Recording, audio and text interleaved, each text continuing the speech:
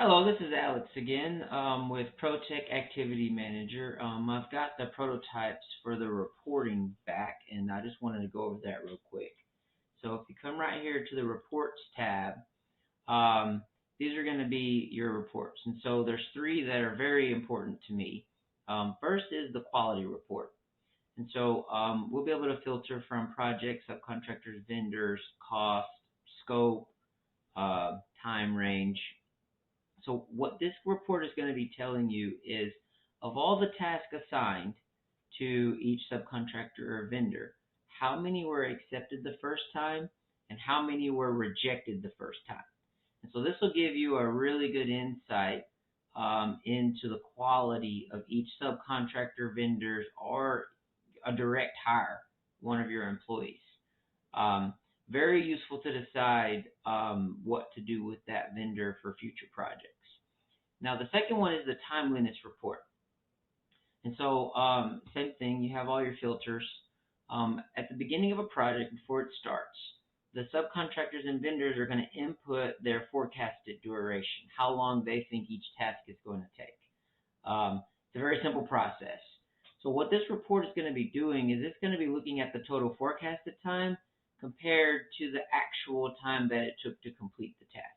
Now, this is important for two reasons. For one, to keep an eye on how efficient the subcontractors and vendors work. But second reason is for future work. So everyone knows a forecast is just an estimated guess. But after the project is over, you don't have to guess anymore. You have actual time. And so if you do anything with that subcontractor or vendor in the future that's similar, you have this data to use to kind of make sure that your forecast is as good as it can be. The third report is the cost. And so what this report is doing is it's going to compare the original contract amount to the actual paid amount. Now what this is looking at is change orders. So originally there was, in the case of the dummy data that we have here, originally there was 4 tasks for Alan Walter. Throughout the course of the project, we had to add 4 additional tasks that would be change orders, which raised the total cost of that subcontractor by $25,000. I mean, this is really important because some guys out there, they live off of change orders, and it's not good for the project. It's not good for the customer.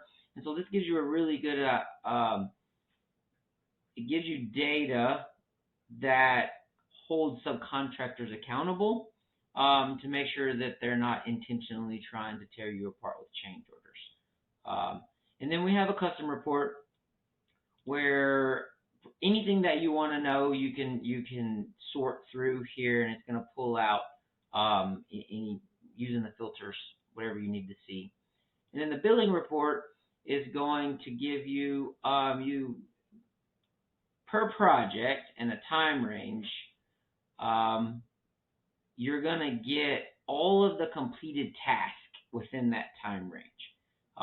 And so this is going to be used to bill the architect or the designer, or the owner, but then this will also be used to send to the subcontractors and vendors to give them a report on what they've completed during that time period so that they can then use that data to turn around and submit an invoice. Incredibly useful. All of the pictures, all of the comments, all the supporting data related to each task is all going to be on this report. And so this is a very comprehensive report of the work that's been completed and accepted during that time period. So that sums up the reports. As always, I'd love to hear your feedback. We're still on track to launch in January of 25. I'm very excited about what this can do for the construction industry. Thank you for your time.